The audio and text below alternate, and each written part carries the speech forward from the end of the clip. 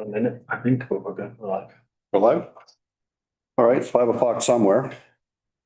We'll get things started. Item 1. Call to order. Adoption of the agenda. Brian, a second. Sure. They're killing Deputy Mayor Riakers.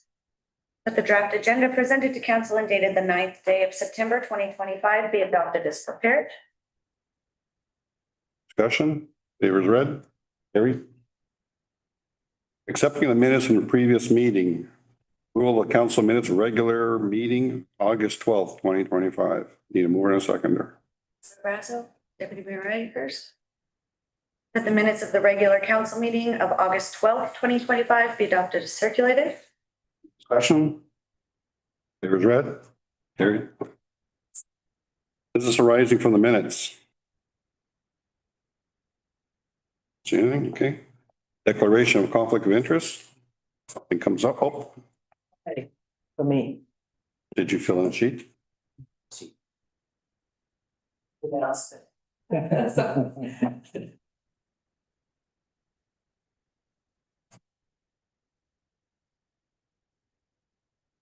I'll note that you have a declaration. You just fill as. They put it on.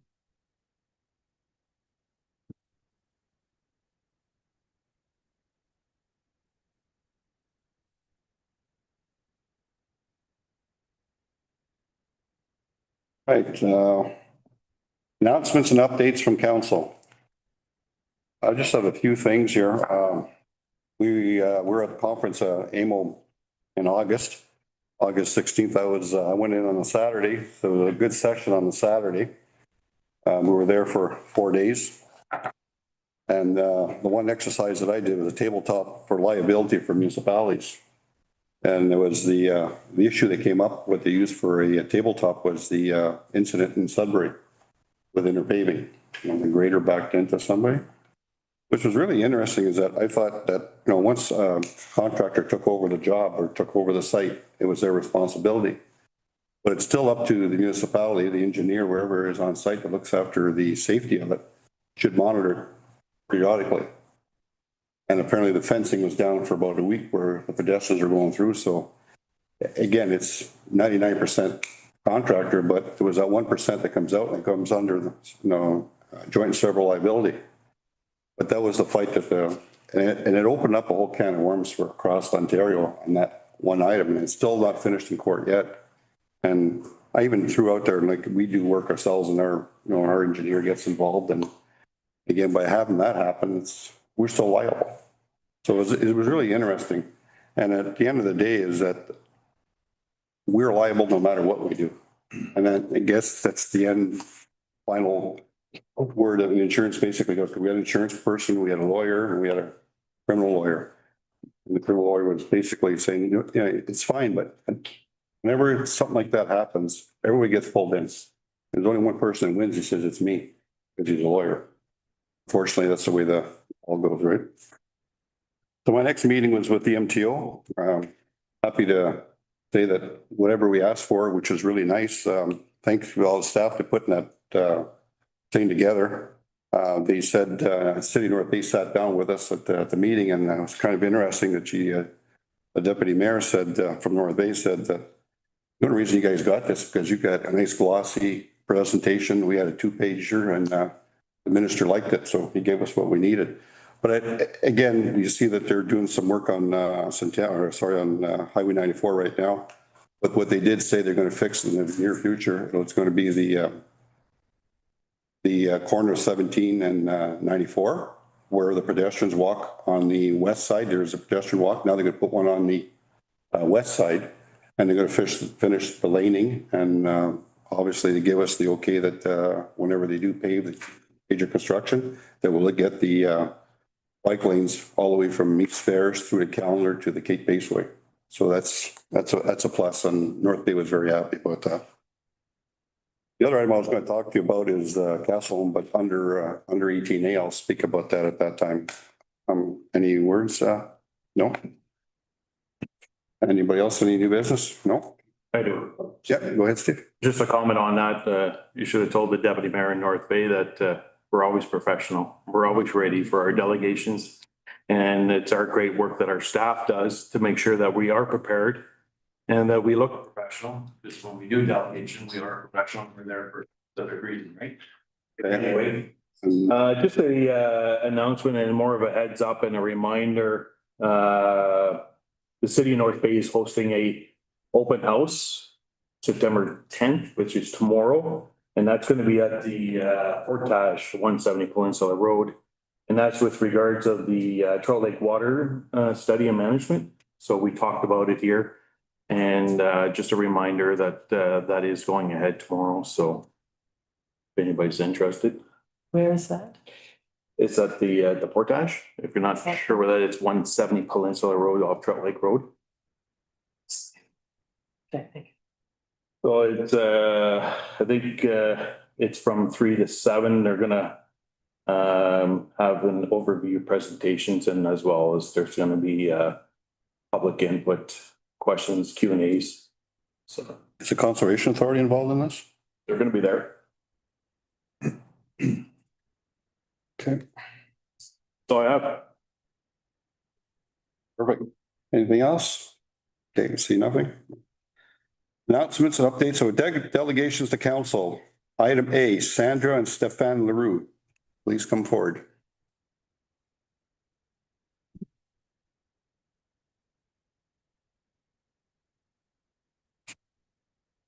Okay.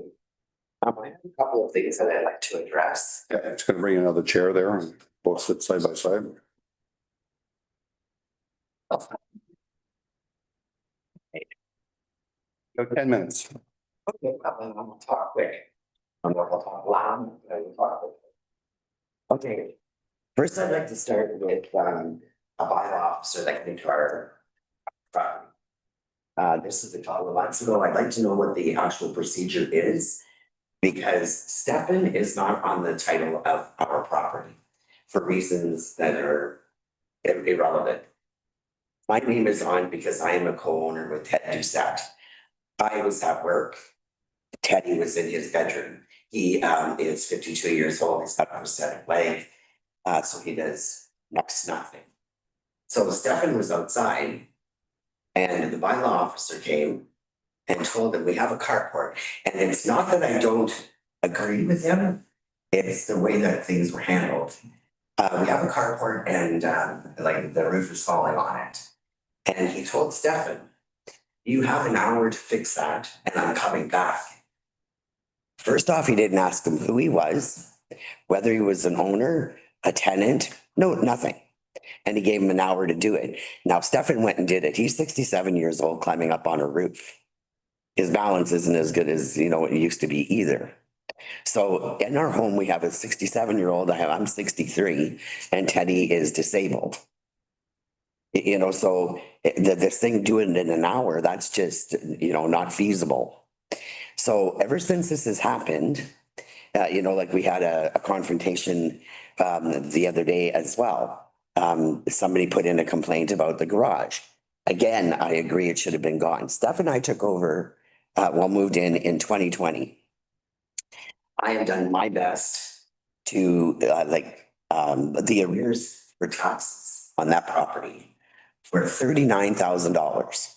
I had to take out a loan to try and help, so that's why my name got put on the deed.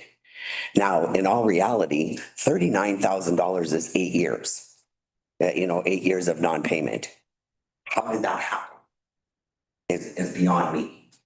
I have no idea how that happened. So anyway, we took out a loan and my name got put on the deed. And we haven't put Steph's on just for, reasons that we just don't have the money to do it. I actually took a job so that I could help with financial, I'm gonna need a lawyer, I'm gonna need all kinds of stuff by the time this is over. So I had to take a job at 63 years old in order to do this. Trust me, I am not happy. I've been retired for 18 years. So, and it's not the first time I've dealt with this. I worked for the city. I actually was on the clerks, in the clerks department. So I understand where you people are all coming from. But this is, so they came in and I had asked for a 21-day extension. I had called to ask for a 21-day, well, an extension on my 21 days to have this garage taken down. Nobody got back to me. Now, again, I called to ask for an extension, and that's technically why I'm here. Now we're talking about getting rid of the camper trailers that I have. Okay, now those camper trailers, except for one, have been there for 30 years. The people that that own them are family, and they come down every summer and they spend the summers there. The woman that was there to start with, she's 87 years old. She's been doing this for well over 30 years. Again, if it's wrong now, was it not wrong 10 years ago? I'm pretty sure the bylaw hasn't changed. I was not aware of it because I've only been here for 5 years. You know, I didn't sit down and read all the bylaws before I moved in. You know, that just wasn't. So there is absolutely nothing I can do at this point to have those removed. Like, they don't even live here. You know, they come down for the summer, and the other two trailers belong to me and I use them. And they're, you know, well, it looks like a campground. Well, I don't know. It's looked the same for the last 35 years. I've spoken to all the neighbors. They don't seem to have a complaint, except for the neighbor that bought 50 Doucette Lane. And I understand where she's coming from on a lot of the things, you know, but these are things that we use. We shouldn't have to get rid of. Now, there are also things on the property, you know, such as the loader that doesn't work. There's two boats that need to be gone. They all belong to Ted Doucette, but they have to be gone, and I agree. You know, so if we could force his hand, that would be just great. Because obviously they're not doing anything but rusting and, you know, going to crap. However, I had at one point spoken to somebody here about help me. You know, if you guys come down, Teddy is the type of person that if you give him a deadline, you know, he might actually do something. But, you know, I've tried that one too, but you know, it doesn't seem to. But, you know, I thought if somebody could come and say, you know, like this has to be done by this time, he might, you know, do it. But, you know, so right now it's in our hands to do it. And we can't do it alone, and we can't do it in 21 days. It's just not even feasible. Now, on the other one is the person that bought 50 Doucette Lane claims that the road in is theirs. So now they've blocked it off. So I did have somebody to come down and go and take out these boats because I'm technically giving them away. They're on a trailer. Come and take a look at the boat. You want the boat, you take the trailer, it goes. Because that's just the way it's gotta be. It's gotta be done. Now they can't even get there. In order for us to get to our property, sorry, stuff. In order for us to get to our property, we've got to go down the neighbor's driveway. That was always an access road. You know, and it has been for like I started going to 55 Doucette Lane in 1979. It's always been an access road. Now all of a sudden we can't use it. If I may talk about that roadway, Robbie and Jeff Steed ordered a land survey to be done. It was done, but it wasn't determined where their property line was coming down the roadway. They went ahead and blocked off a roadway that was used for more than 20 years. I've been there 22 years. And they blocked it off. Now we have to go across to Beaver's side or Jim and Annette's side to get into our property. I spoke with Beaver that owns P&G, and he said that his property line comes right to their grass line, and that roadway was on his property. Again, in existence for more than 20 years. Harold Doucette had paid it himself with approval of Beaver's using that area as a roadway to get in. Now, when Jeff and Robbie Steed decided to buy this, which is just, what, 2 years ago? No, last Just a few year. years ago, they assumed that that was their property and blocked it off, ordered us not to use it at all. And the access going through to Jim and Annette's side is very soft. And in another couple of weeks, when we get the bad weather, we're going to be sinking in there. So it's not going to be drivable that way the whole winter. Snow and ice builds up and we're going to get stuck there. I got stuck there a few times, had to be towed out. And my concern is, like, we all have health issues. You know, I have a heart problem. He's diabetic. Teddy's got his prosthesis. bad He's back. got a bad heart. How does emergency service come in? And I'm gonna tell you, I mean, you pick up the phone, you dial 911. Do you remember to say, oh, by the way, there is a barricade there, so you gotta go to the neighbor's yard? You know, because when they Google it, it's not gonna show the barricade. When I Google it, it shows Doucette Lane coming right down that side of their lawn and making a turn and then making an S down towards the lake. It doesn't show that as their property. It shows it as a Google Maps roadway, And being Doucette Lane. I'm just going to intervene for a second. You only got a minute left. Now you're talking about something, it's a private thing, what you're talking about as far as the sight lines or as far as where the property lines are. Have you got something else you want to talk about, or is this all you want to talk about? no, that's about it. I want to make sure that, you know. No, that's good. Well, those are pretty important topics. Yeah, There's a number of other yeah, things. they're important to us anyway. But you did mention a while ago that you're now on the feed, right? No, he is not. I am. You said he was now because you had to borrow the money together, so. No, it's other things. I mean, obviously, the Robbie and Robbie Steed, the new owners, that's gonna be a civil issue. I'm gonna have to take that to court.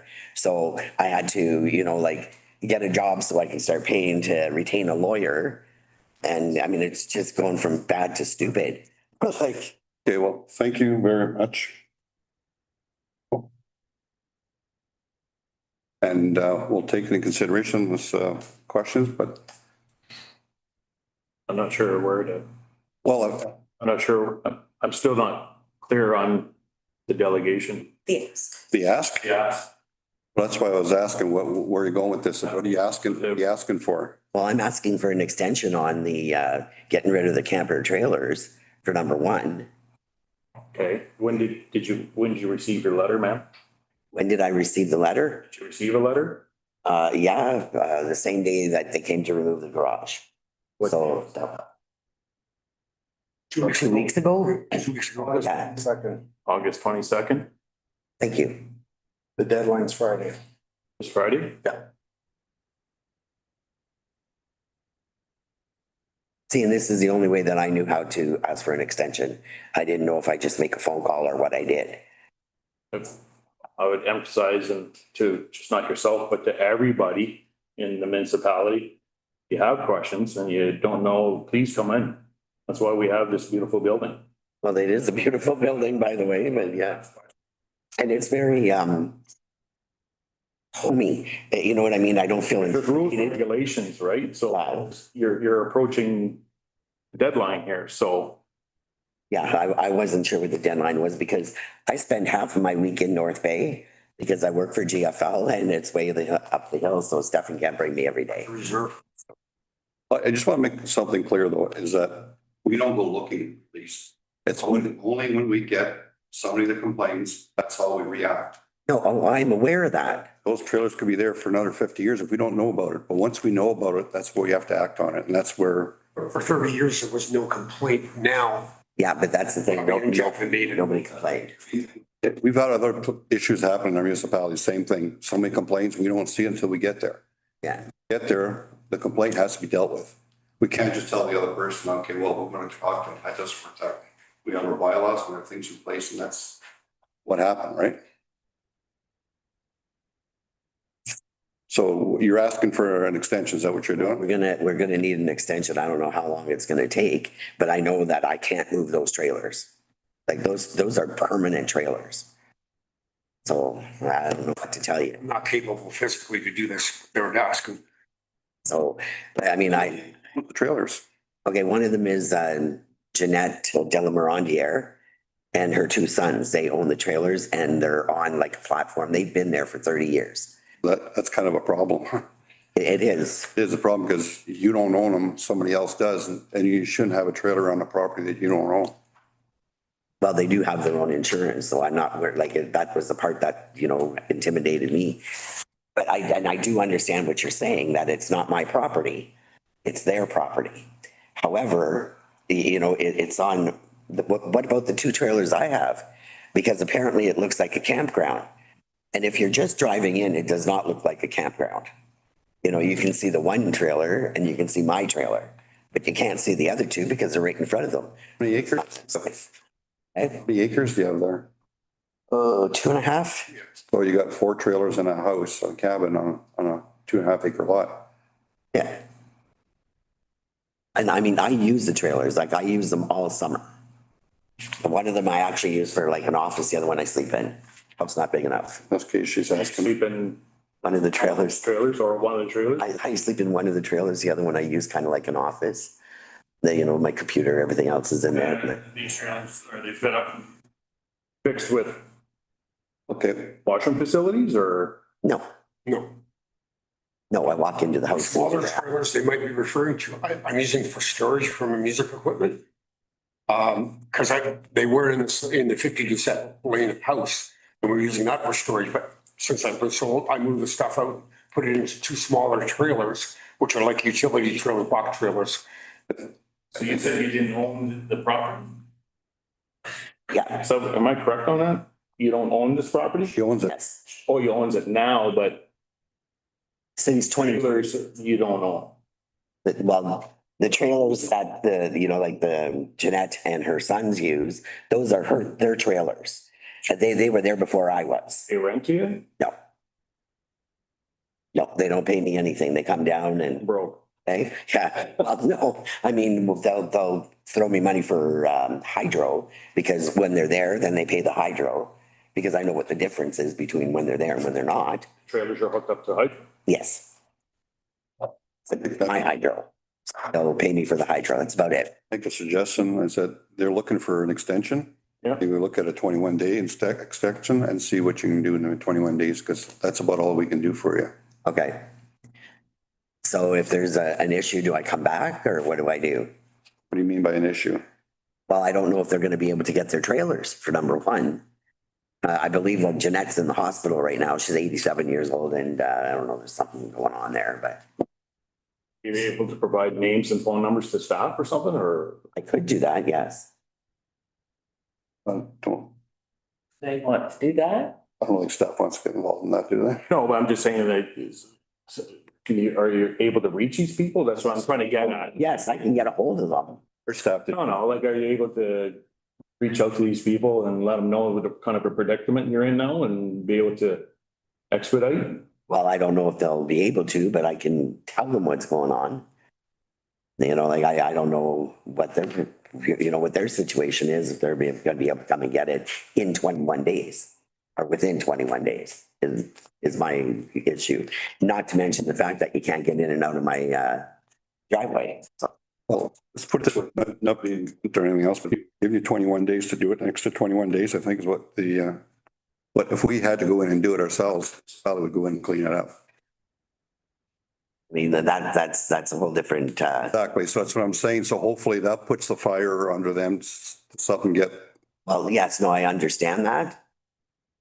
However, maybe I'll just. They can deal with it himself. I'm just gonna. I understand what you're saying. It's just that our hands are tied too. Well, I understand that, but if they hadn't bought that property, all of this wouldn't have been happening. I mean, I was getting rid of stuff slowly but surely because that's the only way we could do it. And we can't get Ted to move. I'm sure Jason agrees. You know, you just can't, you can't deal with him. The house. Okay? I mean, I wouldn't force him either. He owns the house. He's lived there for how long, right? Yeah. I'm an owner. Oh, yeah, but you You can't. know what I mean? So am I, but the only reason I am is because I tried to get him out of trouble. And and at 39 grand, I'm still trying to figure out how it is that it went 8 years, that nothing was done. You know, I can answer that on the spot.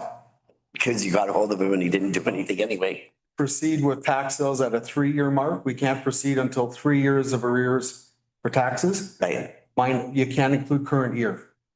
So right now, if acted on a property, it's 2024, 2023, 2022. There was a decision made during the pandemic. We were not going to force people out of their homes and proceed with tax sales. How long did the pandemic go for? 2 years. Do the, Years. so do the math on it. That's why we never acted on it. In all honesty, it's not the municipality's fault. Taxes are not paid. It's up to the owner. Oh, well, yeah. Whether we act on it or not. Yeah, but like, well, you know, but I mean, knowing his mentality that he had gotten away with it for that long, he thought it was going on forever. No, yeah, That's one of those that's, you got caught, right? well, it's kind of like, yeah, he, I understand where you're coming from, but you have to understand where we're coming from. Yes, it is. yeah, So is it September 30th? 21 days from today is September 30th. Okay, it's September 30th. yeah. Weather's been so bad, I think it's October. So I just want to make sure council is happy with that. Any other discussion? It's on September 30th. You remove them at their cost. That's what the fine is. So.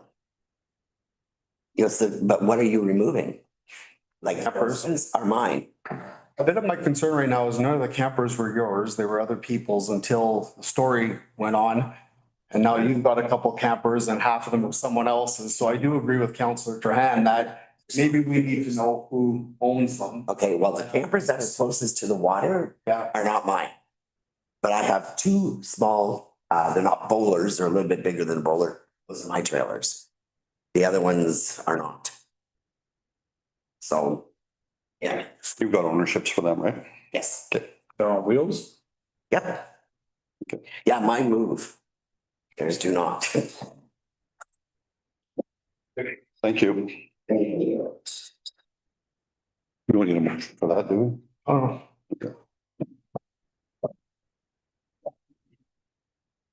Right, next up, Mr. Luke Boucher.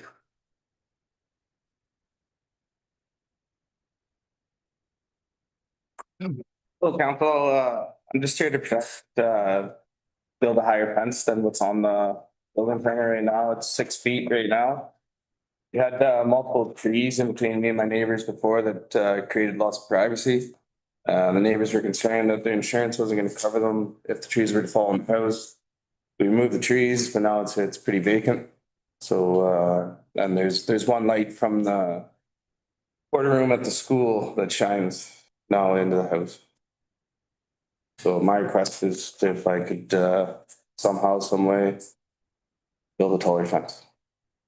You're saying there's a light that flashes into your house? It's just the trees are blocking it before, it's coming in. But that's from that, it's just from that porter room and the school, it's not from the fire. Any questions? I do have a letter story from my neighbor, signed and dated and hopefully it.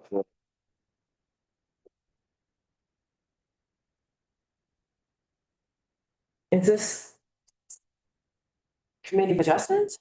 No? Cut the trees down. Dated. I removed the stumps, but they took down the trees. There was a neighbor shared project. Yeah, I didn't think we'd miss the trees as much until they were gone. And then, but I was just concerned because there was a couple that were rotten and predominantly less one.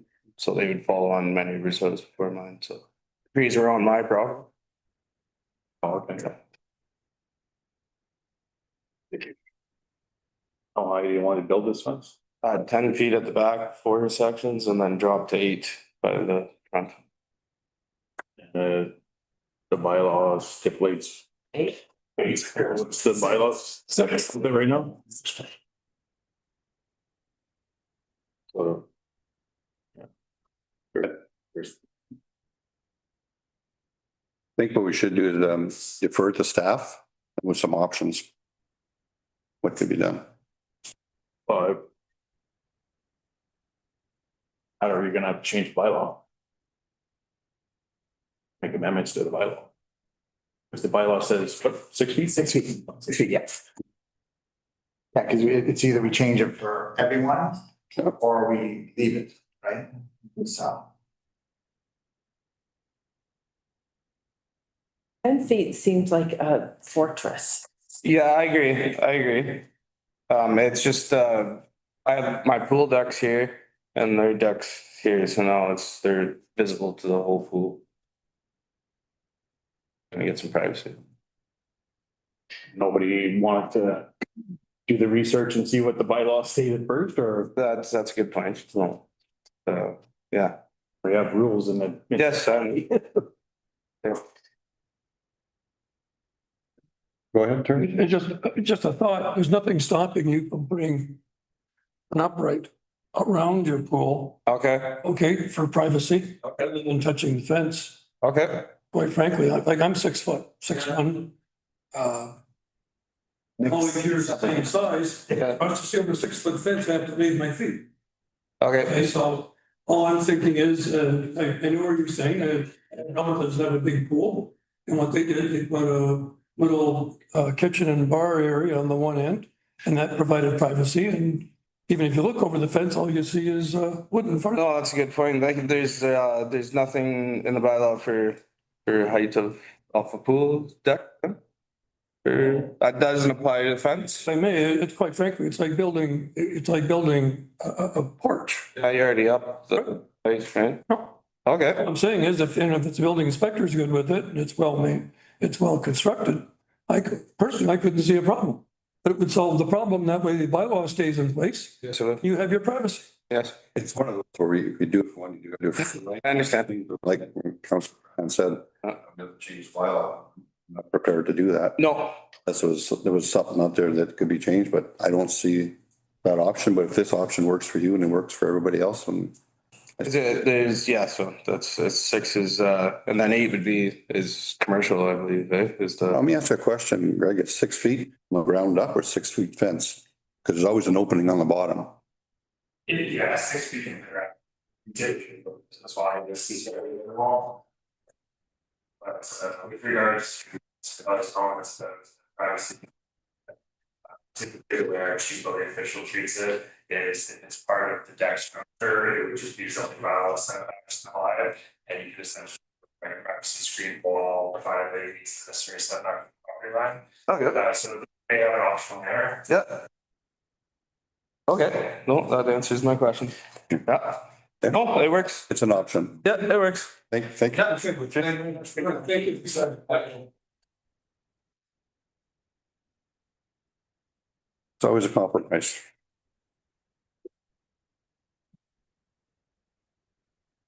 Item 8A, Public Works Infrastructure Committee, none at this time. Emergency Management Program, none at this session. We had a tabletop scenario today. Actually, it went very well. I have to thank the staff and everybody that was here today. It was very well taken. It was basically a tabletop fire, basically come across the municipality. So we're gonna have a report for council coming and we'll get a copy of that. Fire emergency services? We're gonna be having a meeting, we're trying to get a meeting this month. We just track our notes and dates You got an award on Thursday. Thursday night, yeah. and Thursday night's work. Fantastic. Right here. Yep, So, yeah. 7 o'clock, yep. Yep, That's quite a milestone, 25 years, it is, long time. yeah, and well deserving. Yeah. Okay, planning advisory, nothing in this session. Committee of adjustments, none of this session. Recreation, Parks and Rec, resolution deferred from August 12th, 2025 meeting from council. Yeah, the little. Well, start is I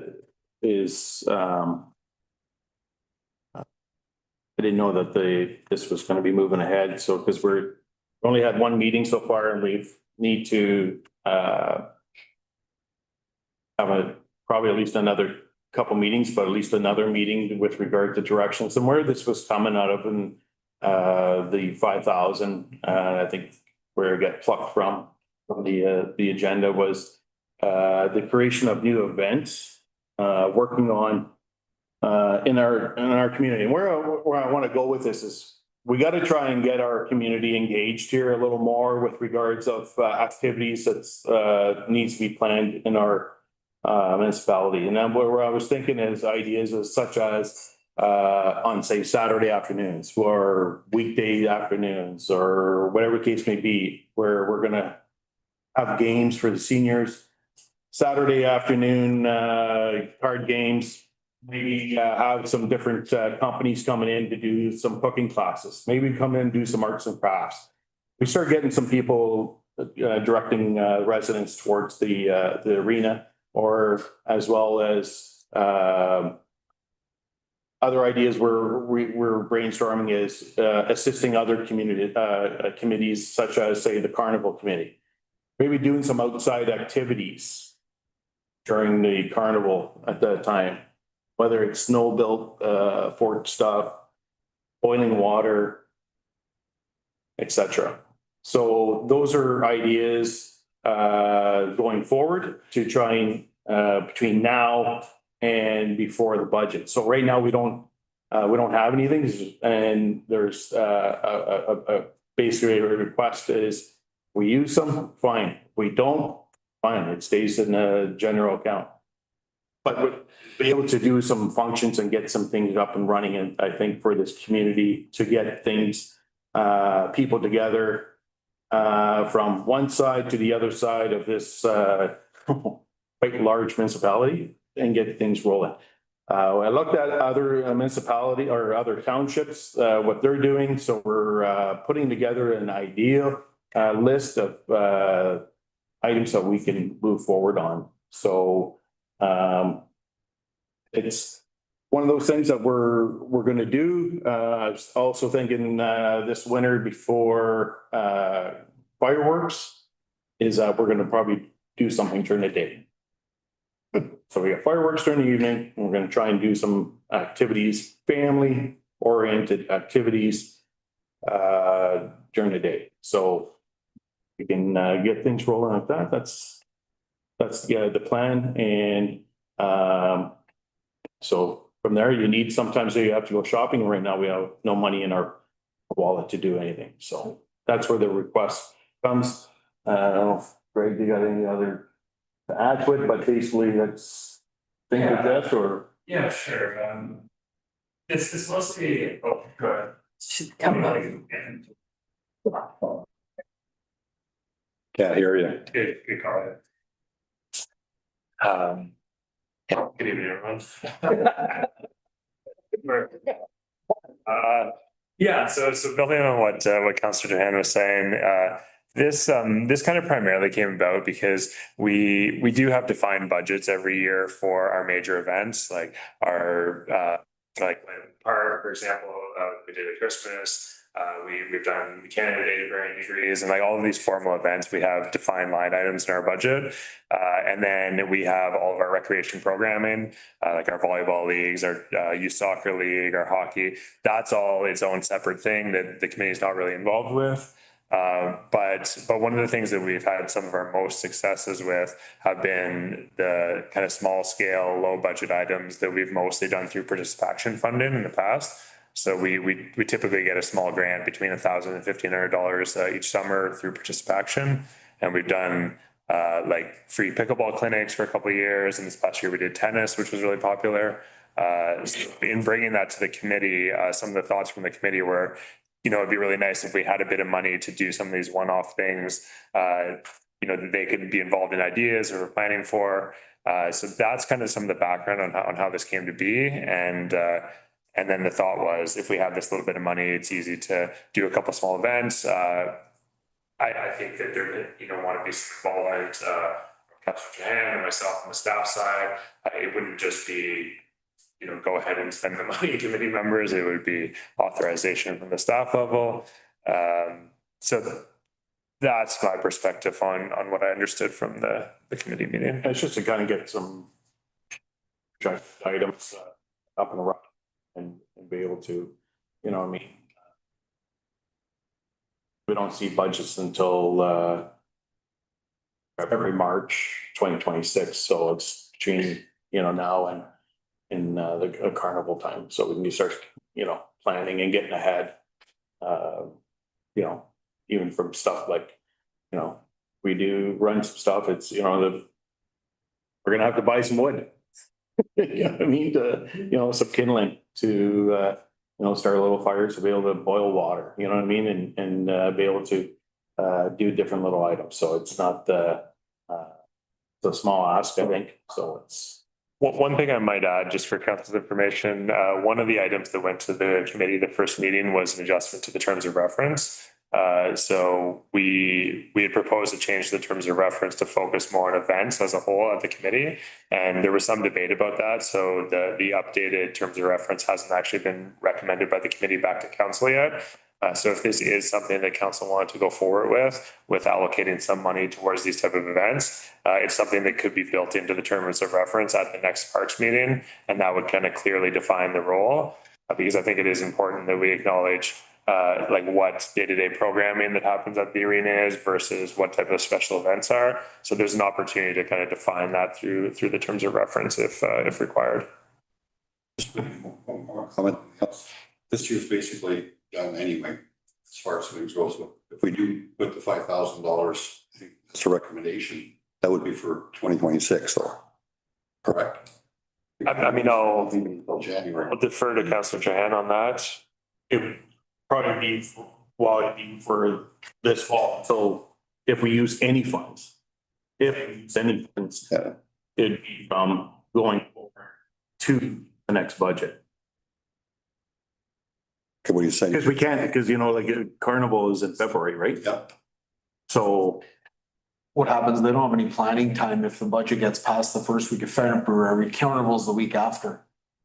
You Well, can't pre-plan anything unless you know there's some funds. That's what I'm getting at tonight, 5,000 bids for 2026, what I'm getting at. and it doesn't have to be passed tonight too, if you want to sit on it. But you gotta come back with recommendations. Yeah, exactly. So it's, you know what I mean? I'm just trying to give you more of a heads up and, you know, let you know, what's the thought. If I may, I'm fine 100%. I think it's important. We're evolving from a small community to a mid-sized community. And this is part of an evolution because quite frankly, our carnival is basically Family Feud hockey and the Outlaws, which are not attached to any families. And we've tried outside activities before, but if it's formalized and there's outdoor activities for families, I think it would engender the true carnival spirit rather than just inside the arena. That's my opinion, but I think you have to know some seed money is coming. So I'm all in favor of passing it tonight, quite frankly. That's just my opinion. Is this gonna be a yearly or one time? Oh, I'd like to try it out and see, like, you know what I mean? We don't know until we try, right? So, Like if we did. I've got some plans in the new year also, so. Right. So if it was yearly, if you only spent, let's say $2,000, are we giving you $3,000 the next time? No. Back to the 5, or you want 5 on top of the? How I look at it is if here's our limit, Yeah. we only spend this much of it. If we spend $500, Yeah. that's all we're spending. Then next year you still got Then 5, it's- then you can. You know, maybe we had a slow year, maybe there wasn't, ideas or things were, other people were booked, say the magic show or whatever, I don't know, whatever. Yeah. We just couldn't get things up and running. You're not using it, right? So you're not spending it. I have no comment on. Any other discussion? I guess we meet twice a month, so could we not sort of, when you need money, you come to council, right? So if you need $500, you kind of go, I need $500 and we pass it then. And then, That's whatever. right, to give 5,000 when we had a budget, some being the devil's advocate, I guess, but when we had budget, it was kind of, the question that was asked was, where can you shave? Where can you shave? Where can you shave? Because budget is difficult in municipalities, so. This is community, this is community based, this is not operations, this is community. Anyway, I get what you're saying, Lauren, and I understand what you're saying. I mean, like, it's just, it's there if we need it. If it's, if you're against it, not a problem. If the $5,000 is $2,500, then so be it. I don't care. I just had to throw a number to it, and I didn't come up with the number. It was the committee that came up with the number, so I'm just bringing it forward. So if it's $2,500 and we use $500 of it, so be it. For an event that the community was involved in partaking. So. Make a comment. Basically carnival driven is what this is. So if we, I don't think so. It's not carnival driven. I want to expand it. I want to go above carnival. Like carnival is it's a week long, we'll say a week, or, you know, it's not quite a week, but it's a function in the community. But I'm looking at, and I think some of the other people in the communities are looking at other things too, to do, like say on a Saturday blizzard on a weekend, right? Right. For 3 or 4 hours, whether it's, you know, we're bringing somebody in, we're doing some crafts and we have to purchase a few things to do some sort of a community event. That's all. Sure. If I'm not mistaken, we make a recommendation, I can pass on it. I actually make a recommendation today as a motion, and then we get to vote on the next council meeting, is that not correct? You can, yeah, go ahead. I have a motion here this evening, which is the same motion we brought forward at our last council meeting. And from the minutes of the Parks, Recreation and Culture Committee meeting, we did word the motion to be very carnival specific for this motion, simply because carnival happens prior to planning for the next budget. In the minutes, it just says that it was noted that an increase in municipal events budget would be required moving forward. But for now, they were looking at municipal events for the carnival only. I'll just make a comment. I think what we should do is we can pass it. The 5,000 is earmarked for the rec committee, but it's not going to get spent anyway unless it gets approved by a committee. So even though you need money, you still have to come to the municipality to get a check to do it anyway, right? You're not going to have $5,000 sitting in your coffer. It's going to be $5,000 earmarked for carnival or for rec committee. I don't want to get to carnival like this. I don't want to go down this trailer that everything's for carnival. No, that's what I'm saying. I'm just saying, because you said, well, your words, not mine. You said carnival is in February. We don't pass budgets until February, so it's too late to do anything for carnival. All I'm saying is if you put money aside, gets approved by committee, and then comes to our CEO and he distributes the funds from there. If I may, what covered off was community events. Yeah, so what about, say, November, we're doing something, we do something, we're doing something outside for. Carnival's a community event. Bill Park Hall, I mean, so it's just not, that's what I'm trying to get at, so we gotta stop, this community in this municipality should be a lot more than just about carnival. That's so I'm in favor of passing the motion for $5,000 Parks and Rec Department. We have other people too, the 50s Club and other clubs that do a lot for our municipality, and they get involved every week. They're doing something, almost every day of the week they're doing something. So I just want to make sure that where the funding is going, where it's not duplicated somewhere else. I guess at the end of the day, if it gets earmarked for the rec committee, it still has to go through the rec committee for approval, correct? So my understanding of it is that it would operate, or of the request, and correct me if I'm wrong, is that it would operate similar to our budget for, say, a major event, like a Light Up the Park. Let's say we budget $5,000. That budget money would be overseen by staff and distributed as required to plan the event and would not come back to council for further approval. So my understanding of the request here is that the $5,000 would be given to the Parks Security Committee with myself as final kind of signing authority on it, but none of the ideas or ways that the money would be spent would come back to council before the money's spent. So you wouldn't see it again. That's what I'm saying. I said it's got to be earmarked somewhere. So it's earmarked for the rec committee, and current committee approves where it goes. If they need the 5,000, 4,000, it could be $1,000. So I think earmarked every year, $5,000, just get republished every year. Part of the conversation about this being more of an events focused committee is that there's more I guess day-to-day involvement from a volunteering perspective, and some of the planning may take place between meetings, like, you know, emails to like who's going to be here this day to do this, little things like that. So things will be moving a little bit different than they have in the past, and I think that was kind of some of the desire about having a little more flexibility with spending. But it can function either way. It could also come back to council. Again, it's a council decision. So if somebody puts a motion forward, there's one there, they're going to. There is a motion. I think we just have to amend it to kind of unword the carnival piece. Yes, that's what I'm trying to do that now. That the municipality approves an event budget of $5,000 for municipal events for the current year? Yeah. Or the 2025 year above and beyond the current budget? Maximum. Because we don't do multi-year budget, 5,000. 2026 the year. So I'll be by right now, will be until the end of the year. So, okay. And then council considers a line item in the future budget For recreational activities. For an additional.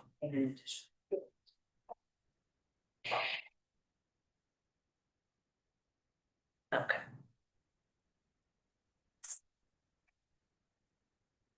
Okay, mover and a seconder. I'll second. For the second, or do you have any more discussions on it? No, like, he's right. There should be more, you know, if you just want to like boil water or minnow races or, you know, more community driven functions. Because a lot of the families don't go to carnival. Or I know it's not specific to carnival, but the build up to like, you know, growing up in Calendar, they had minnow races out at South Shore and that's right. Do a water lane thing. Snowshoe races, whatever. Absolutely. Okay. Any other discussion? Favors read? Carried. Anything else under parks? I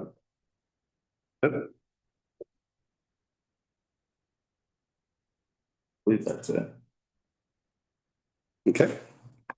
Thank you, Councillor Tran. Thank you. Board reports, library board, none in this session, but have you got something? We're not having a meeting this month because we're all busy, so October 1st is our next meeting. Staff at the library are wrapping up programs. The youth program has been very successful. They had to divide the number of kids in the morning and afternoon, which is great because that is a group that a lot of people want to reach, and the library staff have figured out something. So they're going to continue that programming and have it after school. So I think it's really great what the library board has done, or the library staff have done. And the library board, we're just going through all the policies and formalizing them and getting them up to date. So that's been a lot of work from two of our board members who have done a great job doing that. And then the rest of us are reading those reports. So, yeah. Thank you. OPP detachment board, that's on the 25th. I want to try and get on by Zoom. I do that session. C, Castle Home, DSAB Health Unit in North Bay, Mattawa Conservation Authority. Castle Home, we'll be talking about that a little later. I just have the health unit, talk about it. We just had, it's gonna be hard to say this one, but Minister Rochford was there, put money towards Planet Youth. And we've talked about this Icelandic model for years, and finally, the government has finally seen what's happened is that in Icelandic, it started with about 80%, I believe the numbers are correct, that youth had basically trouble and nothing going on. Now they're down to 5%. So they've got a model that works, and they've adopted that model now. So hopefully with this funding, it'll help, especially for our local kids, and $800,000 can help a lot. So we got that kind of money, and so did this Temiskaming Shores got the same thing, so. That's not running in East Sarasota yet. Not yet, but it will be. Or try to be. Conservation Authority. Anybody want to talk about that? No? Yeah, I guess we should address it, right? That council is acknowledging what is going on in the media. I am disappointed that what is being said in the media. I think it is creating hardship for the board and for the staff. And we have a meeting tomorrow. So we will see How's that? And I'm researching as to how to handle things at the board meeting. So reading a lot right now. Well, keep us in the loop. Yeah. ESAB, anything, Terry? Didn't meet over the summer. We'll start meetings at the end of this month. And I'll get an update then. There's been a lot going on. Not in the staff wise, a lot going on, and we get an update on some of the different projects and how they're doing, and I'll bring a report back. Okay. Okay, yep, Castle Home, the minutes. yep. One thing I've noticed before, and I think I just want to sort of say that we're paying attention to this, is that they're making resolutions in camera. And whether or not that is appropriate procedure or not, if it's transparent and open. So I just noted again that in this, the last one and in this one, and previously, they're making motions in camera. And should that be happening? I think they're on it. They're trying to figure it out. Cause I've noticed it on here also. But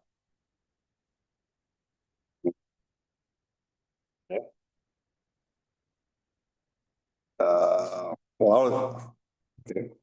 We'll go on to departmental reports. Report Plan 2025 Lake Access Location Overview Economic Development Officer, Connor Montgomery. Welcome, Connor.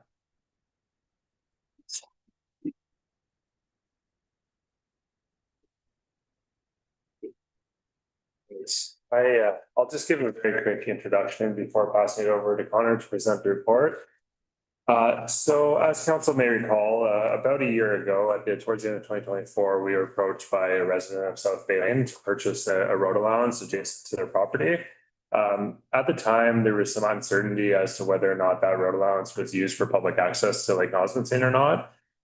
So that kind of spurred a larger conversation about our road allowance accesses that not our shoreline road allowances, but road allowances that run from a road perpendicular to the lake that may serve for some type of public use.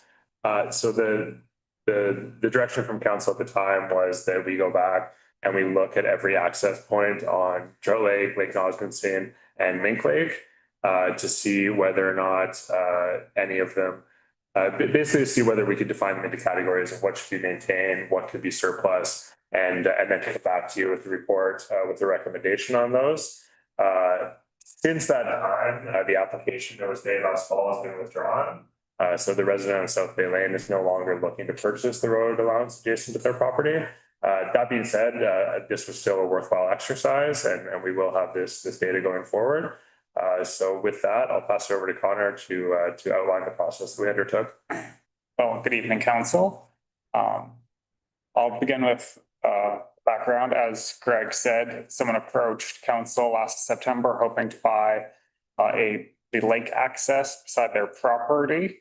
Now, the municipal staff, we used an online database to get a collection of all the lake accesses, and those of them that were ambiguous in the sense that we didn't know whether or not the municipality needed them or not, we put them on a list for further investigation. Then municipal staff went out and investigated those lake accesses. And then they were all finally divided into two piles. One that we recommend be declared surplus, and another group that we do not recommend is declared surplus and the municipality retain. Now, going through them, there were 19 in total. There were 10 that we want to declare surplus and 9 that we want to retain. And so we came up with 3 options for council to decide upon. There are no financial implications immediately for any of these, but there may possibly be some in the future depending on what option is taken. Now, the 3 options, I know all of you have read this, but just for sake of clarity, I'll read them verbatim. Option 1, which is what the staff recommends, is, quote, that council declares certain road allowances as surplus as delineated in this report. The remaining road allowances would not be declared surplus. Option 2 is that council retain all road allowances to lakes and bring forward amendments to the land sale bylaw to reflect this decision. And option 3, that council take no immediate action and staff will review road allowance accesses again in the future or on a case-by-case basis as applications to purchase are received. Open for discussion? Lauren? Great report. I was mapping out on the map all of the retained and surplus, and I agree with the staff report that we should option 1. Which is, The option recommended. The option recommended, declare certain roads surplus and remaining retained. any other discussion? Just one other minor question. Did you guys have conversation with the fire chief also to make sure that none of these will impact fire service with regards to possibly access to water or certain areas? I know I'm just saying is just to kind of give them a little quick heads up to make sure that we're not missing anything. Well, one of the accesses we are advising that we retain does, it will be the site of a dry hydrant. Yeah, so number 16 on Osmondson Park Road was identified as retained because of dry hydrants. So that was the conversation I had with the fire chief. I will say I did not specifically go over all 19 of these with the fire chief. We did go over them with the Director of Public Works from a roads operations perspective. But yeah, we talked specifically about dry hydrants, and that was the only fire services. Sure. Terry? I'm looking at number 7, Quakeway. We've hauled water out of there many times, Steve. Yeah, we have actually. Yep. Where you put the boats down. Yes, in fact, that's also used by children swimming. And it's a road, it's a boat access for boaters. And there's nothing close to it, so I would say that should be on the retained list, Yes, sure. definitely. So that's why I think Good catch. I'd like to review this back the next meeting if it's okay with everybody, because I see 1 or 2 here that I would want no part in getting rid of. Yeah, bring one, just. Charge That's a critical one for. And that's large access. $2 for filming. Yes, yeah, that was very contentious about 12, 14 years ago. But we use it on a regular basis on the fire department. I Fires in that neighborhood. absolutely know the site you're talking about. Yeah. Yeah, exactly. So as I said, I'd like to review these again myself and rest of council. Even go a little bit further, maybe we should put this on our website and see if people, what interest there is for some of these properties. Yeah, good idea. Might get some feedback at the same time. Yep. Landowners or the adjacent landowners. Yeah. Because I notice we're getting more and more people coming in on a daily basis with canoes and kayaks and so forth, and that's nice and shallow and easy access to the water.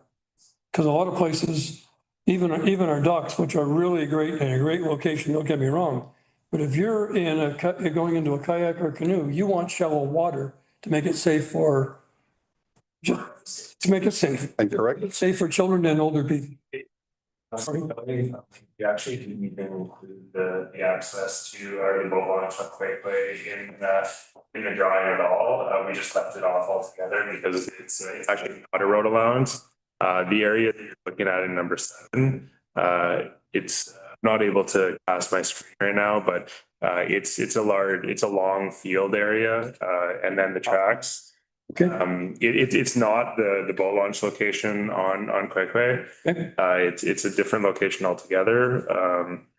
I don't have any way to cast my screen, but we left that one off altogether because of course we need to maintain that location. Can you confirm the one Counselor Kelly speaking to is in the retained section?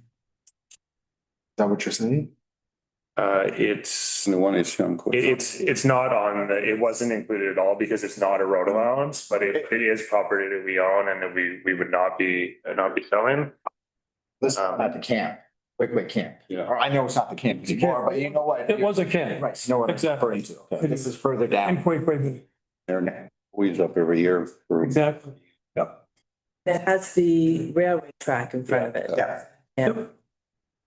Yeah, so the location where the Sandy informal boat launch is approximately 400 meters to the west up Quakeway, but it is very similar location. Lakeside. Lakeside Lane. Off Wickwick, yeah. Yeah, I know that, but I'm trying to. It's just to the right of the track. It's like a dirt road. It goes over, the propane truck got stuck there last year, didn't it? Or the year before? Got stuck going over. The train just stopped before it. Okay. So, yeah, it's just past the camp. Oh, On the right. I know exactly where it is. Mhm. Tim Kennedy lives, okay. One thing I will add for council's information is the process of declaring surplus is essentially removing one step in the process for potential purchase in the future. But any application to purchase any of these lands would come back to council for final approval. It just avoids the need to come to council, ask for it to be declared surplus, and then allow them to make the application. So we're kind of simplifying the process for lands that we deem not necessary. But of course, now and then something can change, so we'll want to look at it with council again before crafting a bylaw. What is exactly we're doing that? Are we just gonna go back to option one then? Or are we gonna defer? I think we're gonna defer. I think it should put out, I think Okay. put it in our website and say these lands are. already we've had about 4 or 5 questions about different areas, you know. What are we doing? I think we need to be clear on what we're doing. So we're not deferring it to the next meeting, and in the meantime, put it on our website saying these lands are gonna be declared surplus at the next meeting. Any questions they can get to us? Look for some input from the public.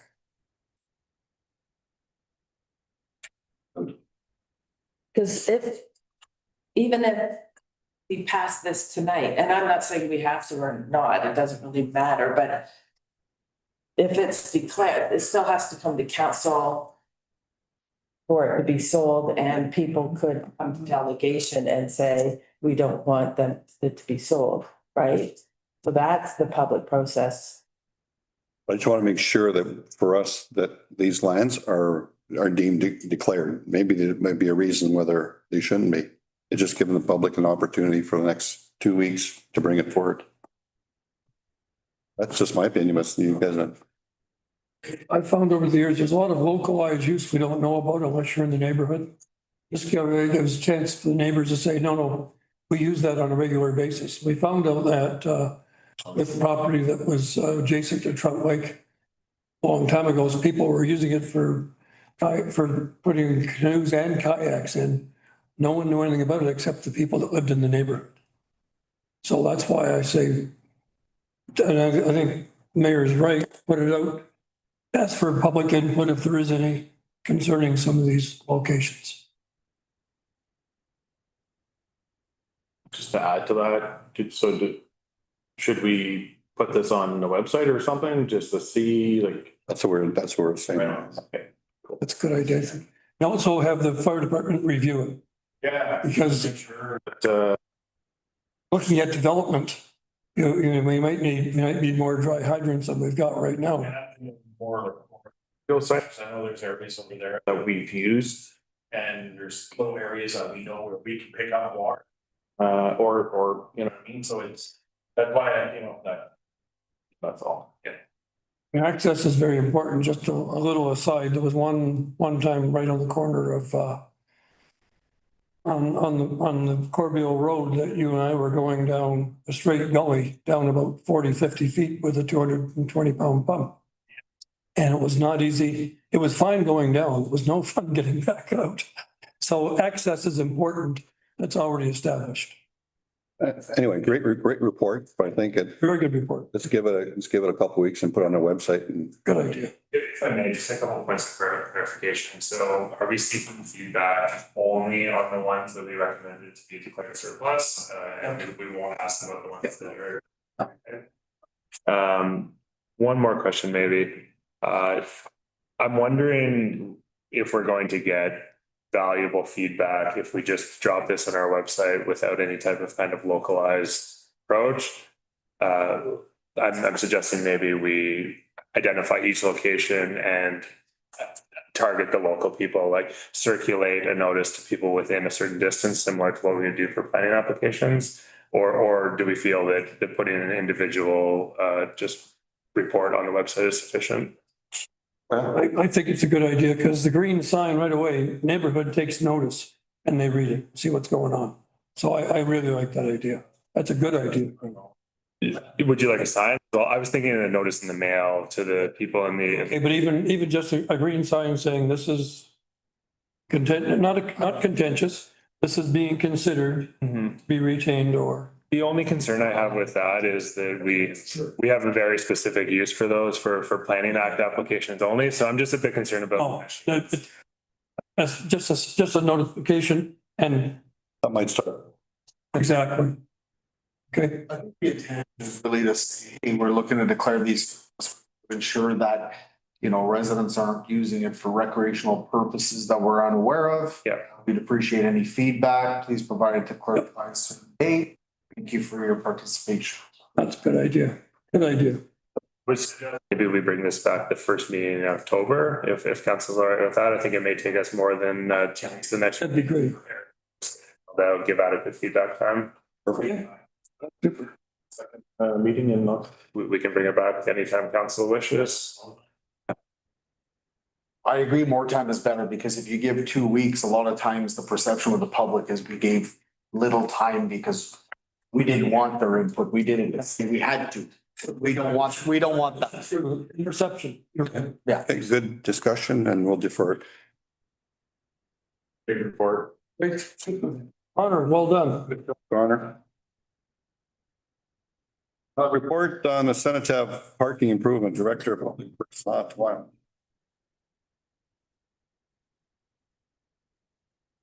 Good evening, Mr. Mayor, member of council. So you have in front of you that the report 2025-12. Essentially, to give you a little bit of a background, you know, we have the types of work that we do with paving. One of them is the municipal parking lot that was budgeted for. But in that process, we included the provisional item. To get a bit more information on what it would be if we were to actually pave, you know, once you have the crew that's localized, to actually include some paving in the Senatave side of things. That Senatave parking area, like, it's not something that we had budgeted for, but it was a provisional item that we wanted to just get a feel for the cost. At the time, with the report that you have, there's two options that are kind of providing some sort of a schematic of what we were doing. So in the request for quote, it was only the first alternative that was provided. So the idea was that we would get some parking lots paved along the side of the road, but also include a 1.5 to 2 meter shoulder that would be paved throughout, from the sketch that you see all the way towards the entrance of the Senatave, which is the interlock kind of area where you're welcome and you see the tank and so forth. So that was kind of the idea. Also, we had considered to include some like two parking for wheelchair accessible, and this would kind of provide about 20 parking stalls. With this, the concept as well, speaking with the committee at the Senatave, was that it would be good to return to grass, if I may use that term. Some of the vehicles you see on the bottom of the screen, that's the area where we have currently gravel, and some of the people, most of the time working at the Senatave, would be parking. Returning it to grass kind of balances out the landscaping on both sides, and it's kind of that's one of the reasons. Also, the lay of the land is very uneven and there's also a lot of bedrock in the area. So that was kind of the reasoning behind. We received the cost estimate to pave this, which is just under the $30,000 cost. And after reviewing this, we had a bit of discussion saying, okay, how do we proceed? But in advance of this report, we wanted to investigate a second alternative. The second alternative is that image that you see. It's kind of designed on the idea that there would be a second row. Essentially, we're thinking, well, if we're going to do all this work and we want to grow the parking in the future, it's probably not realistic to say we'll come back and then repave further back. So we might as well just look at the alternative right away to provide a bit more parking. So the layout that you see, I just want to caution that it won't be necessarily exactly the way it's going to be paved. It's more of a schematic to give a concept. But with the one that you have now, it would increase to approximately 30 parking stalls. We would still do the wheelchair for 2 spaces. Also, same concept, return to green the other area and then pave the shoulder. So that's there's a bit additional work with this, and based on the square meter area, like we did a cost analysis, and this one includes a little bit of granular material as well for the base where it's currently grass. But with the paving and the granular cost now, we would be looking at about a $64,000 cost for that alternative with some benefits. Obviously, that's a project that, as I mentioned, was not originally part of the 2025 budgets. But however, there's allocation of funds that we could pull from other resources. For instance, we have the project for the air conditioning that was over budget. So we got a $25,000 allocation in that sector. And the remaining 39-some thousand would be coming back from the operating budget. So we had an internal discussion, and those were the, where we're thinking we could pull the funds to pay for the second alternative. So with this, the recommendation is that with further consideration, the recommendation would be to ask for council to authorize staff to proceed with the paving of the Cenotaph parking lot based on the 2-row configuration layout. With, based again on the estimated $64-some thousand. And with this, I'm open for questions. Only question is the dirt road that's coming in here. Are they done with that? So it's a good question. Done with it in a sense that there's not really a use for the gravel road as the gravel road. It's not to be a gravel road. However, from time to time, they may want to, bring material or bring topsoil or bring. So the idea would be that, like right now, we have those concrete stoppers at the end of so we could simply lay them out in a way that they would be 2 of them with a certain spacing that would allocate certain types of vehicles to come in. There's also access from Champagne Road. right. There is, I was gonna say up where the trailer and shed is. Yeah. So, There for so I guess my concern was if we don't have something there like curb or the stoppers, are people gonna? Not really, because there will be those portable curbs that we will put something to discourage basically traffic. Yeah, and I think what happens too is like, there's line painting. So once it's painted, it's more better defined. Also maybe something to consider that, on special events, we can see it's going to be in full use. And then on a day-to-day basis, it may not be in full use, right? The other thing too, we need room to put the snow. That little cubby hole won't hold all the snow, so the snow's got to be moved over there in the wintertime, so. To cross the street or whatever. They'll carry it. Yeah. But again, we lost parking spots for the OPP, which now they're all working, so that means that frees everything up. And also for the church, when instead of just parking anywhere, they can park across the road now. So I do like the alternative 2 better. Yeah, and Remembrance Day, and we always come from way to the back. Now everything could be all centralized over here and be a lot better. And Any other questions? Yeah, I'm sorry, I'm gonna have to go against the grain on this one here. For the alternative number two. My reason is you're banking on a couple of events for the year. That's a lot of money. $64,000. I think we're best bet to put that money into an AC unit that helps our own infrastructure compared to vehicles. Parking lots for a couple events that occur. I think the alternative one, as well as what we have, I think will capture what we need. I don't think ballooning this to more money is the way to go. By putting the extra money into the AC here, we hit a huge check mark of your health and safety. We got people working over here in the summertime. It's gonna be hot. They've put the request in.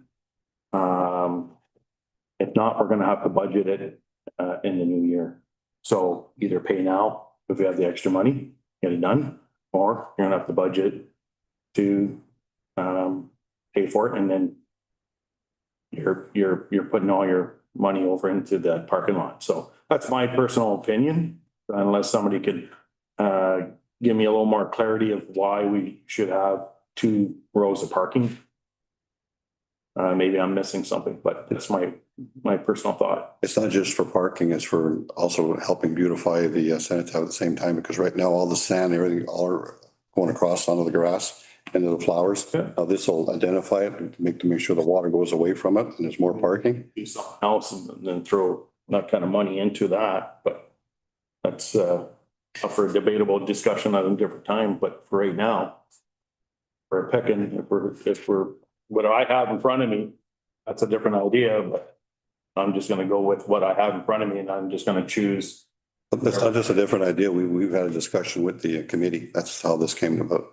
Well, now it's my turn to have discussion, so I'm gonna air out my, you know what I mean? So that's where I stand, so. Sure. My opinion, I think with the growth we're experiencing, we can afford to do both. I think we can go with the second alternative and look at the air conditioning, which we don't need now, but we will need next year. So I'm in favor of the alternative under the two different levels of parking.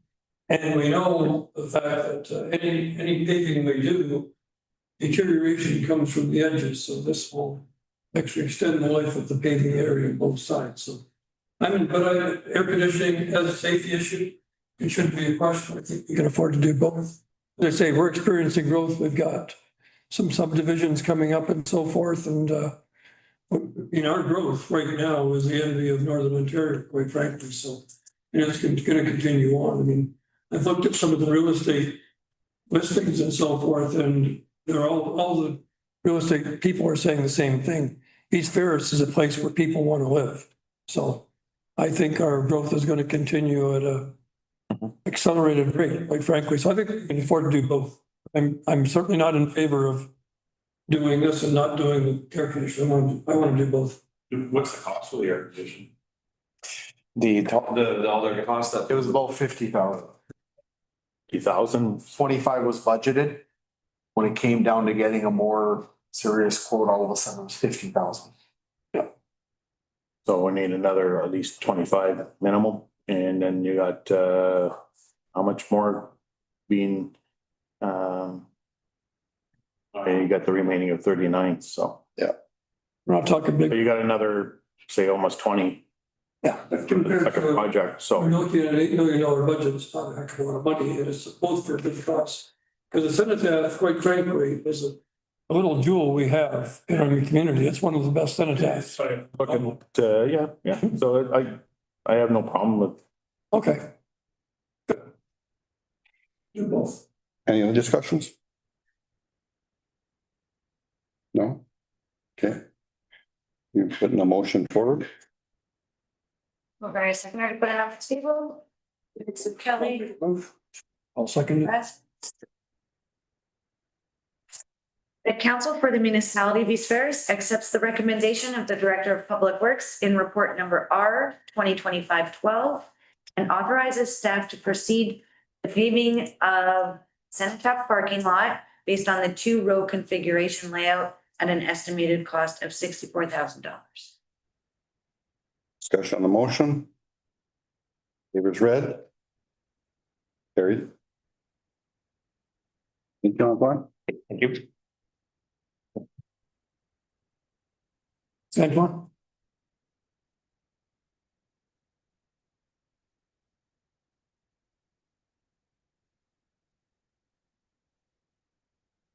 Okay, item 11, notice of motions, none of the session, bylaws. This one? Oh, sorry. Jason. Facility impact services capital replacement planning report for facilities. Yep, so a bit of background for council, I mean, the report's there, but for asset management planning purposes, we need condition of all of our assets, so let it be roads or facilities, equipment. We were approached by MPAC, and I guess now it's a service that they provide, and they're kind of doing it from a pilot perspective. They're looking for a municipality down south and, you know, different sizes. So we were approached to have a meeting with MPAC. They gave an overview of what their services are. So now what they do is they provide a service of capital replacement plans. So what their idea is, MPAC's already got a lot of information on our buildings because they're all assessed for taxation purposes, although most properties are exempt, right? So it's kind of twofold. What they would do is look at all of our facilities, provide us with basically all the major components of the facility, where things are at, what is the cost to replace them, the full life cycle cost of our buildings. Now, the last time this was done was 2014, so about 10 years ago, a little over 10 years. At that time, we had an architect, and what they did in 2014 was update building condition assessments they had previously done. So the information's really old. So the 2014 one was really only updating information from the past study. So this would give us an opportunity to look at our facilities from a different set of eyes, not the architect, but from MPAC. For me, it's good information because in our current asset management plan, we would be using 2014 data. Also, 2014 data, if you look at it, it might say you've got to replace a furnace, you know, all sorts of components. Some of that stuff might have already been done from 2014 to now. None of those spreadsheets, and there's quite a few of them, were updated along the way. So for that cost, I would say it's fairly cheap. I know it's been paid in the past, right? There's about, I believe, 6 facilities I've included here that they would look at. Yep. And we've got money available in the current budget to go ahead with this, but basically the data is no different than we did a culvert study, looked at all our culverts, what's their condition, there's costs placed to it to replace them. We do a road need study, we know the condition of our roads, how much it would cost, what their condition is. This would be similar for all of our facilities. At the same time, we do grant applications, everything is there. As far as what our assets are, right? Yep, no, for sure. I would say that I think the price is lower because MPAC's kind of rolling this out and they're looking for test municipalities and to, you know, to kind of get that Program out. yeah, like the program up and running. So if you've got any questions, one comment we did, during our conversation with them, was that some of our facilities are new. This one is, the garage is, but so I was kind of saying, well, maybe we don't have to do them. But it's good to, whether it's new or not, to get a base in the study to say, you know, all the components are here. A lot of it doesn't have to be, you know, replaced for maybe 15 years, 20 years, but why not include it right from the get-go? So that if there's ever an opportunity to update it, the data's already there from the start, right? And all they gotta do is change percentage every year, like whatever it costs. What would you do for life cycle costs? You add an inflationary factor every year. So if they say the component or mechanical in this building is $100,000 right now, next year they have 3% and 3%. So everything gets updated that way based on inflation. So it's funny because I had been thinking, because Antoine and I are looking at asset management and having to finalize a plan, and you look at the old data, the newer buildings didn't exist in 2014, like the garage and this one, so there's no starting figure anyway. So it's a good time to say, hey, let's move ahead with it and get that current data for us and planning purposes. Any other questions? Okay. Need a mover and a second for this?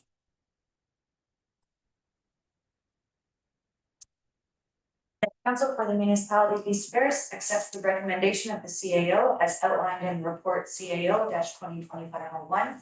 And that Council for the Municipality of East Ferris authorizes staff to engage the services of the Municipal Property Assessment Corporation to conduct a review of municipal facilities, provide capital replacement planning report for a fee of $16,000 plus each. The other discussion on the motion? Favors read. Carried.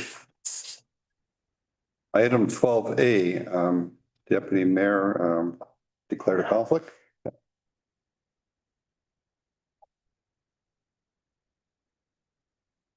Bylaw 1, 2, and 3 for third reading.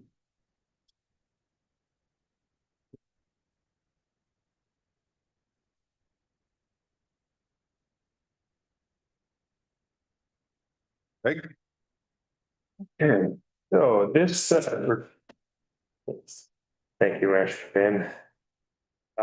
This is a follow-up to, or an application we received in November of 2023 to purchase a section of road allowance between 50 and 52 Kyle Road. The application was made by the owners of 52 Kyle Road, Jennifer and Brian McLaughlin. There was a bit of back and forth between the 2 years since when it was applied for and now. One of the issues that came up was the adjacent owners at 50 Kyle Road, Ken and Donna Murray. It turns out when the survey crews went out, one of their structures, a shed that they owned, was partially on this road allowance. So we came back to council earlier this year. It was from January of this year. To slightly amend the approval that was, or the approval in principle that was given to carve out a small section for the Murrays to accommodate their shed. So this bylaw reflects that. In the bylaw, in the middle section, it breaks down part 1 and part 2 on the plan. Part 1 would go to the Murrays. It's slightly over 300 square feet just to accommodate the small portion where their shed is. That would be sold at our bylaw rate of 75 cents per square foot, which works out to $270.45, plus all municipal costs. Part 2 is the balance of the road allowance, which would go to the McLaughlins, and that works out to $14,594.25, plus municipal costs. And that is also at the bylaw rate of 75 cents per square foot. And I will be happy to answer any questions. What are you selling? Yes. Any other questions? No? Sure. Whereas Council for the Municipality of East Ferris deems it expedient to pass 3 readings of the following bylaw at this session, be it hereby resolved that a bylaw is supposed to be conveyed part of the road allowance between 50 and 52 Kyle Road, described as part of the road allowance between lots 9 and 10, concession 3, parts 1 and 2. The Township of East Ferris District of Nipissing be read a first, second, and third time, passed and numbered 2025-42. And said bylaw be signed by the mayor and the clerk, sealed with the seal of the corporation. Discussion on motion, favors read, carries. Good deputy, no, that's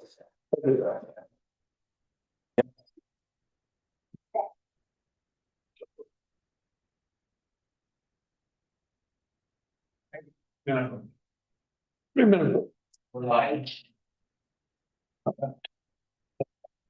amendment on the board, usually not somewhere. I think so. Talking about what we spend. That's right. So. Yeah, we use both. I think we should. Yeah. Say on it too. There's money.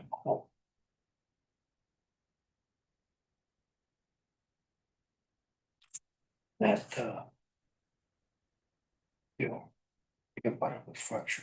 I remember. And it's like, what our kids did was, they got a big pool, right? Above ground. Yeah. They built a bar area And it's got a grill kitchen, it's got a barbecue and all, and you got usually you have a skirt around, then you wear. You put up like a West Greens if you have, it's not a big deal. You don't want to ever. Well, that's right. Doesn't matter. Nice thing about too. You don't need sitting right. You know, on top of it, like you go around the lake, they were all. Big difference. It seems in town Asheville. You know, I know. All right, correspondence.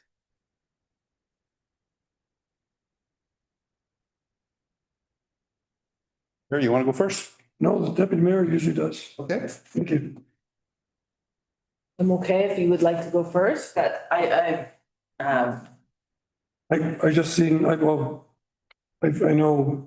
Ashley Patey, the reconciliation flag for one day. I put that forward. Tell matters. And obviously the Ombudsman Ontario, number C. And that's basically all I have. Thank you.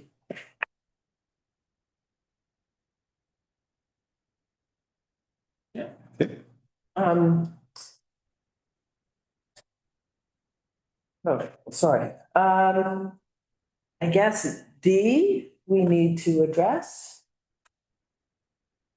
And then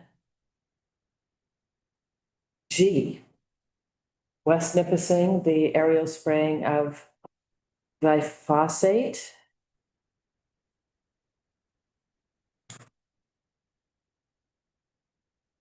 Okay.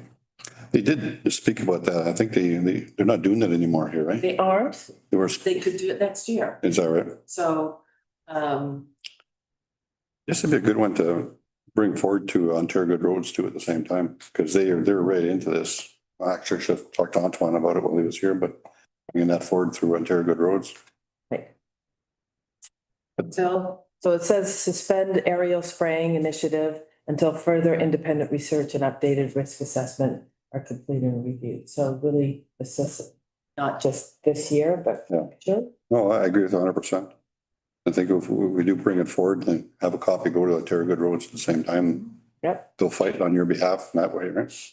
And it was brought up at AMO, at the Bear Pit, and people had talked about delegations. So they did suspend it for this year. That's correct. Yeah. Councilor Tran? Yeah, just to add on to that, and I don't know enough of it, but didn't they come back and with regards to this request, and I want to say 4 or 5 years ago, came to this and a lot of people refused and had some concerns about this. So is this the second time that this is coming up? I'm not 100% sure. And I'm not 100% either. So I just thought maybe if somebody had some more knowledge on this, but I agree with Orin with regards of this spraying.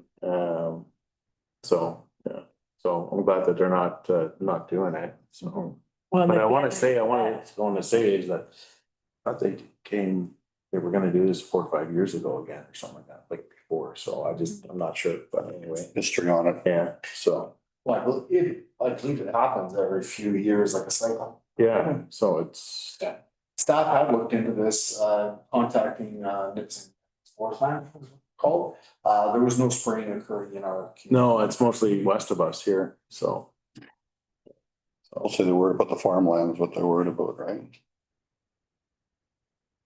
Yeah. Any other items? no, I just had that one there also. I'm gonna speak to that one too, and same thing, I think we should,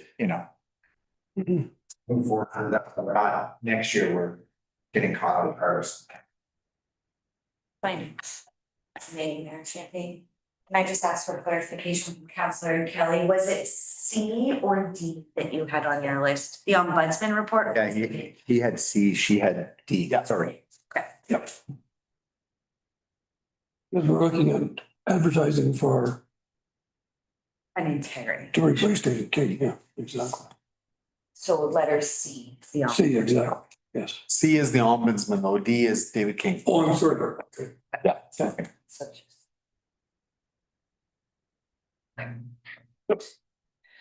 Okay, so we'll start. The other one, basically I just want to talk about A more than anything else. I did talk on the floor at a AMO, asking a question about our northern roads, either 2+2 highways or more 4-laning. And actually the minister acknowledged what we had said and sent us a letter. Thank you for bringing it forward. We're planning on spending $110 billion on our roads, so we're not asking for that much, but we'd like some if possible. Yeah. No, just, Phenom's been chasing that for 10 years that I'm aware of. And as someone, the Board of Education or the Transportation is they're just dragging their feet. They want to be part of it. I don't know what's, there's somebody at the top was saying, they say all they want, and it's not going to happen because they keep saying they're going to do it, they're going to do it. It's supposed to be a trial of 5 years. That's what Phenom was told. Still on the books. Minister Rochford is on it. Okay, well, that's good. Terrific. Oh, I think she went to Phenom to speak about it a couple of weeks ago. One item, the Every Child Matters flag, I would suggest putting it up on the 29th. 30th is a statutory holiday and we're closed. Fine, that's good. I'll be having to call staff in. Oh, that's great. It's a Monday. It'll be up on a Monday at some point and can come off. I think it adheres to our flag policy, if I'm not mistaken. I don't know if I'll be back by then. I'm leaving on the 18th and back on the 28th that evening. So I don't know if I'll be back here on the 29th or. We could put it towards the end of the day as well, with the understanding it's staying up an additional day at that point. I mean, I'm down on Wednesday, you're saying? we do the same for others if it's. No, exactly. Yeah, sure. It's the first thing, correct? It's right down on the first. Okay, so I'll just go in order of lettering, if that's okay with you there. A mover and a seconder for the first one, please, which is David King's resignation. Sure.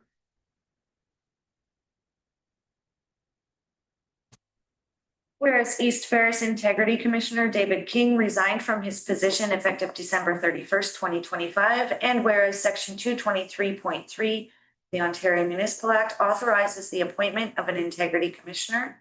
Therefore, be it resolved that Council for the Municipality of East Ferris directs staff to prepare and release a request for proposal for the purpose of retaining an integrity commissioner effective January 1st, 2026. Discussion on the motion? Papers read? Carried. Mover and a seconder for the spraying support. So, and Bradford.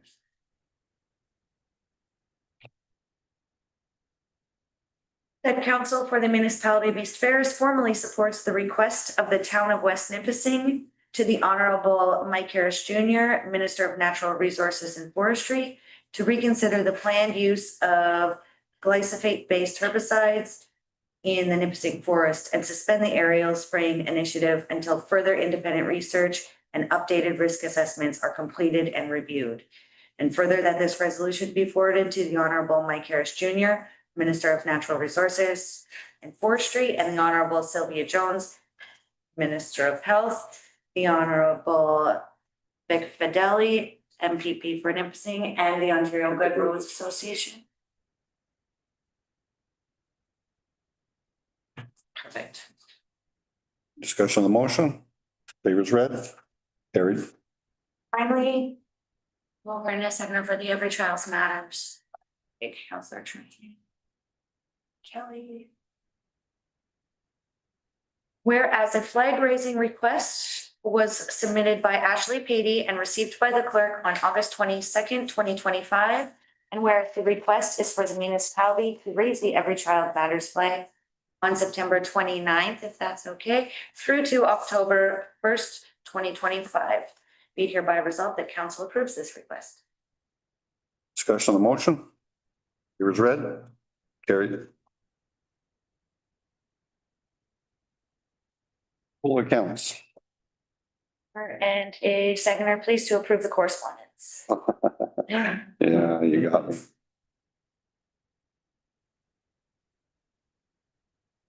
It's even in green. That council approves the correspondence and information as circulated with the agenda of September 9th, 2025. Read. Approval of accounts. Brenda, secretary, please. Councilor Tran. Councilor Kelly.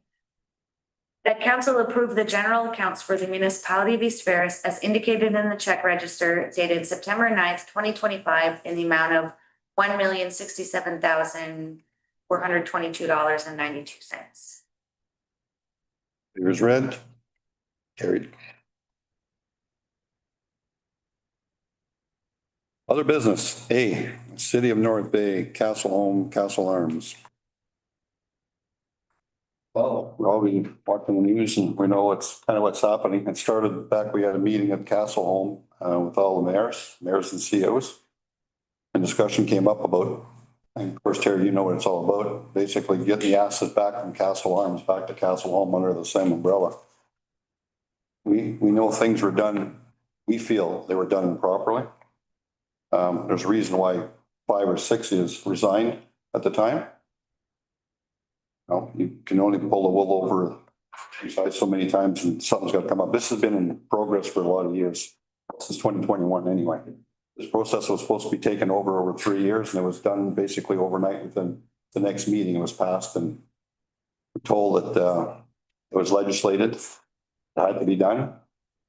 And then we find out after it wasn't really legislated. It didn't really have to be done that quickly until everybody had an opportunity to speak. So we've decided, the mayor's at the time, that we would get a motion, prepare a motion and go to the City of North Bay. And they asked me to represent, be the chair. So I said, sure. We did go to City Hall. Unfortunately, not really unfortunately, yeah, it is unfortunately, you know, that they used the seniors as leverage or, you know, and it's not right the way they did it. You know, they basically filled the place up with seniors and put fear in them that, you know, this was going to happen. It was going to be sold. The rent were going to go up. And unfortunately, we didn't get an opportunity to explain ourselves exactly right. Because we had Jim, what's Jim's last name? Bruce basically had 10,100 words to say within 9 minutes. And then only allowed us 10 minutes to speak. So by the time it was all said and done, I was supposed to have 1 minute and I was supposed to have 30 seconds and it turned out I had 21 seconds to speak. But then we had the opportunity for discussion. But the only problem with the discussion is the way it happened. The seniors were there and I felt so bad for them being there that it wasn't right. And basically it was just an applaud. It was just a hash section making us look like we were the bad people, and which we're not. Nothing would change. You couldn't even hardly explain the situation that they're better off to be on ownership of municipalities than private enterprise. If it was an issue, if funding had to get approved, it would be lobbied. We could lobby through the municipalities or levy through the municipalities. So that opportunity never came up. Tell them. So now that we've that's happened, we're going to have a meeting coming up. I don't know if I want to say the date yet. Nope. The mayors are going to get together and have a discussion for the next, how we're going to approach this. The motions are going to the other councils. Same motion that we're going to ask to get passed tonight. Most of the municipalities have already passed it already. They've had meetings last week and they had meetings last night and tonight. Their motions are going to get done. So we need to get that through. We need to get that through later, sooner than later. We got to get the word out there that we're not bad people at Castle Home. It should be on the same umbrella. There's 25 or $26 million of assets that the municipalities built over the years. From 1986 to 2001, it was 21, sorry, there was never an issue. Why would it be an issue now that we want to sell? It was never talked about. It was never mentioned. And this is just fear factor that was put in to the seniors to show up there and say, we're going to lose their homes. And they're going to be, the rents are going to go up. They're going to lose their livelihood. It's not right. The staff are great at Castle Arms. I was basically spoken that it's well run. But the thing is, it should still be under the umbrella of the municipalities as far as through Castle. So that's where we're at so far. That's all I can speak about so far. But if you have any questions, feel free. The motion is there. You've had an opportunity to take a look at it. So if anybody has any questions on the motion, now is the time to speak freely. Until we have the meeting, you know what I mean, first. What's that? It's a bit of, I'm just saying, it's a bit of a process, right? So until the meetings, Yeah. had, and then I think the residents, it's too bad that, somebody out of the mayor group sit there and have a conversation with the residents and say, the information that you guys been fed is actually not correct. And this is our angle. This is what we see. And it's not what you guys are thinking that we're doing here. We're doing this for the greater good for you folks as well as for the next people. So I think that has to be aired out. I think there was a couple of people airing out wrong information to the residents there, of course. And it alludes to what you just finished saying. It's called deflection. Exactly. And it was done very distastefully. No, you're right. And I made that remark. My mom got put into long-term care too. And I said, this is not something that, you know, I'd want to put through my mother or anybody else. And I talked to some of the residents that were there after the meeting, and some of them lived here in East Ferris. Yeah. And I basically asked, what, we were just here for the ride. Right? Well, that's not accurate, right? Yeah. That's not why this is all, debates are great, opportunities are great, but to sit there and use them for leverage, it's totally wrong. Right. It's disgraceful, and it should not have happened. Yeah. They alluded that evening, the residents, that it was basically the staff that gathered the information and asked them to go to the meeting. That's what the residents said. No, it was an outing for them. Yeah, the staff was the one that insisted, right? They were the ones that were leading the charge from these residents. So the worst part about it is they hear one-sided story. Yep. Or, you know, put fear. Always two sides. Put fear in their heads. And kind of force them to go was what they were alluding to, right? Like, you know, the North Bay Mayor, you've got Bill Raybrosh, Tanya Raybrosh, Terry Kelly, Dean, Beth. I forget who the other one is. And then they threw, Chris Main under the bus, but then Chris Main came back, and anyway, that's another story for another day. Yeah. So we'll have a discussion on everything. So any other questions? Okay, we'll have a mover or seconder, please. Now, you've had an opportunity to read it. Did you want her to read the whole thing? Or are you happy with the motion? Okay. So, discussion on the motion? Waivers read, carried. Thank you. In camera, nothing at this time. Confirmatory bylaw. For a second, please.